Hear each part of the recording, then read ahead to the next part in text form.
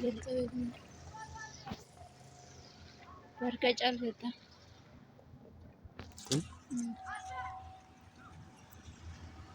Tampellaa yoo amma barreessitiin isee gara kanaa gadi jira. Kana gadi hin jiru. Been bakka waraaba. Hawwiin waraabaan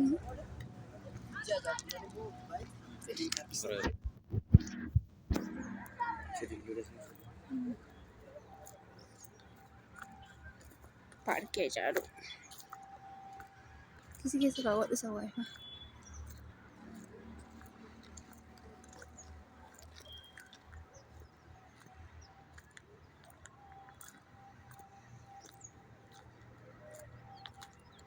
Paarkii caaluu Amboo keessatti daawwachuu namni barbaadan yoo jiraatan yoo barbaadan fedhii isaa namni qabaatan Amboo jedhu. Hoolota keessatti jechuu kiyyaa paarkii caaluu jedhama kun baay'ee miidhaga keessa nama seensisan gara keessa seenuu dhofu. Jira jechuun yeroo qaba malee galgala kan ta'an guyyaa seenu. Guyyaan eeyyamama. Gara masqalii yaadu kireeshariidha eeguun baaba. Gara kireeshariitiin. Kireechar jedhu yookaan immoo gara antiin kondominiyeemitti kan argamu. Gara kondominiyeemii Yesuus. Kondominiyeemiin isaa gadidha.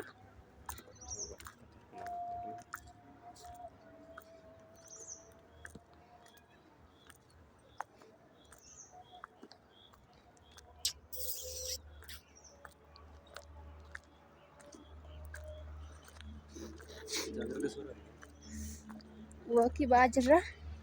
Kun immoo maanni ba'a? Mana barumsaati. Mootummaan kan hojjettootaaf kennedha. Ahaa, ijaarrataa jiruu deema?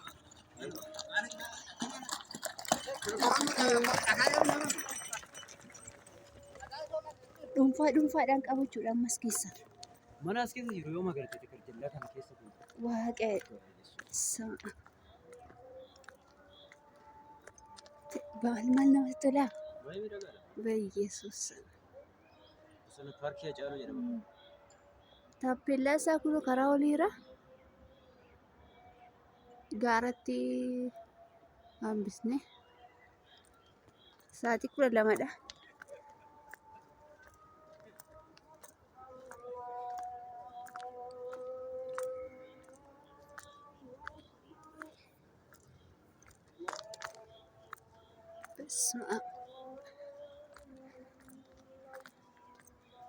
Baay'ee tokko miidhaga dhugaa. Gaafa Muqaadashii Muqaadashiidha. Kan illeen karaa dakaan dhufte. Abaaboo fudhachuudhaaf? Abaaboo isaa karaa jala bal'aadha baay'ee guddaadhas.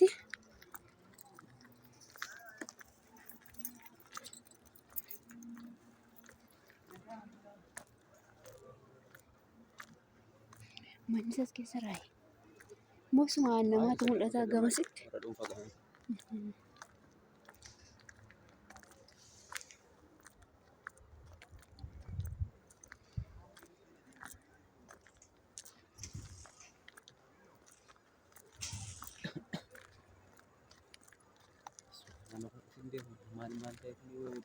Baay'ee dagaagu. Baay'ee bareeda. Dallaan kun itti ijaarame akkas miidhagee malee duraan horii keessa seenaa ta'e. Cabsaa ture. Erguma caaluun badalame itti ijaarame. Lafa fuulee barangadaatti ijaarame. Reefuu uffata.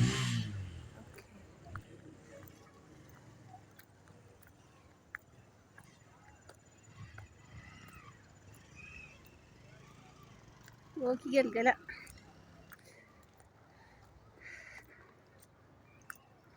Wakii ba'uun jaalatu haftee gidduu waa isa baase.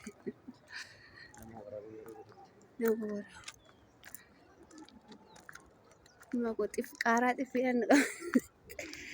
Qaaraa xiffiidhaan ni qabatu.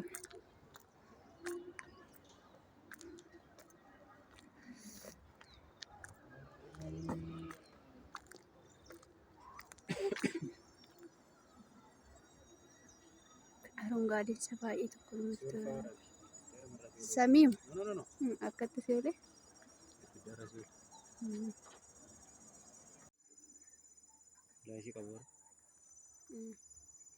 Maaliif Qofaa sana asirra. laayitii asii No, no, no, no. Kan kaameraati. dhaguu isin dhaamsu?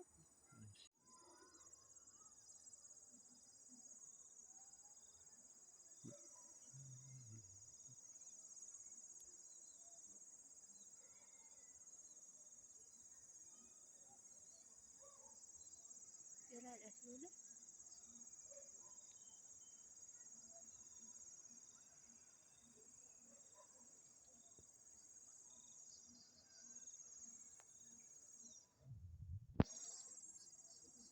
Kottu.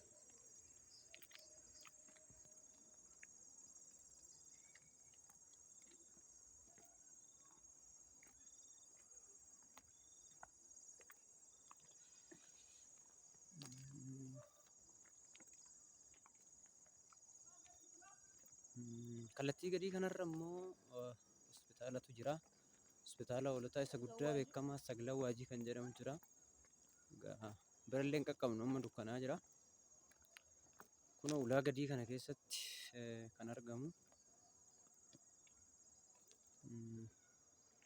Hospitaala beekamaadha. Baay'ee kan namatti toludha hospitaalichi.